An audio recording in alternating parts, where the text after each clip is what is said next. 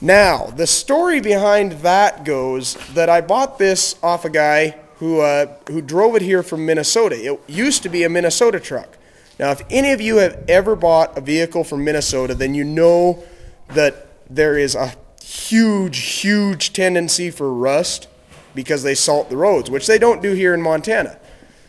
So essentially what happened was a combination of things. I bought the pickup for $450, which is actually a pretty good deal on this pickup in this kind of shape. You know, it's really not that bad. It's just, well, the box was the worst of it, but it was just rusty. So I'm driving into work one day, and all of a sudden my back end goes crash down to the ground and starts dragging, and I see my tire bouncing along the side of the highway. And I thought to myself, wow, I'm going to need that.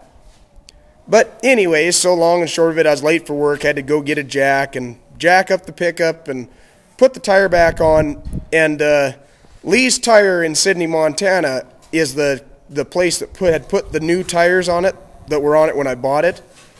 And apparently they hadn't tightened the lug nuts because it was, yeah, they were pretty loose. So anyways, that mangled up the box even further than, you know, the damage that was done by the rust.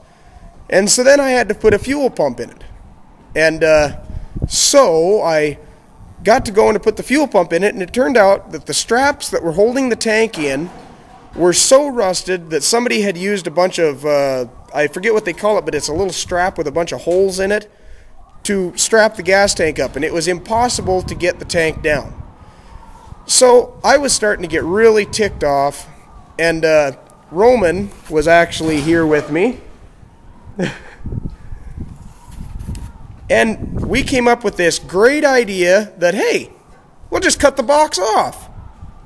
Seemed like a great idea until we got it off. And then I said, oh crap, now what am I going to do? So in perfect Wick Ranch fashion, I started digging through our scrap iron pile and digging through our spare wood pile. And I came up with a little bit of metal and a little bit of wood. And I built the flatbed that you see here. And actually, if I don't, at risk of tooting my own horn, I think it turned out pretty good. I can haul 3 dirt bikes, a 4-wheeler and a dirt bike. I can put a lot more hay in the back.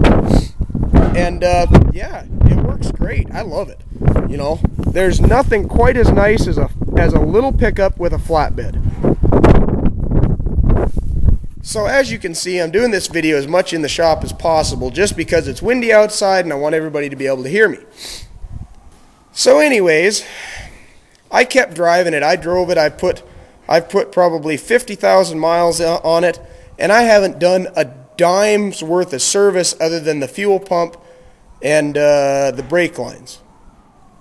Yeah, I think it was the brake lines. So I haven't done a lick of service to it other than the fuel pump and the brake lines. Other than that, it's regular oil changes and filling it with gas.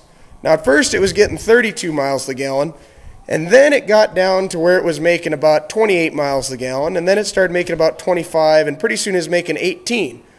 Well, the only thing I can figure is that it was using more oil than it was gas, because it would burn a quart. At first it'd burn a quart about every 800 miles. Then it started burning a quart every 500 miles. Then it started burning a quart about every 300 miles. And now it's to where if I drive to town, which is a 25-mile trip and back, I have to put a quart and a half to 2 quarts of oil in it, depending on how windy it is that day.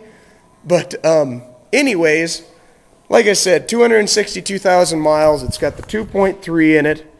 And I've been trying to, I really have this big issue with replacing a motor that still runs. So I really wish it would just blow up, you know. I've run it down to a quart of oil in the pan. I've overheated it 3 times. I'm as hard on it as I can possibly be, and I cannot get this motor to break.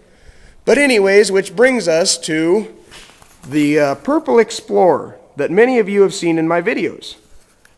Now I decided that the 2.3 4-cylinder is a fun motor and they're absolutely indestructible, but the problem is they're kind of underpowered. So I picked up that Purple Explorer for free. Take it home. 97,000 miles on the motor, had front end damage, So Kayla and I parted it out, put our parts on eBay, and I will save the motor. And now the Danger Ranger will get a 4-liter. We like it.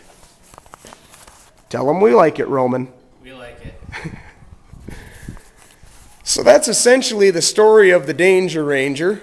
And now perhaps you all understand why I was driving it like I was. Even though it's a daily driver for me, and I know that anytime I wanted to, I could get in it and drive it to town. It would just cost me $6 in oil and probably $10 in fuel. But hey, it's reliable. It's a great little pickup, and I haven't spent enough on it to amount to a pile of crap. We thought we saw something fly off the pickup, both of us. So we decided to come look, and well, Wayne lost his axe.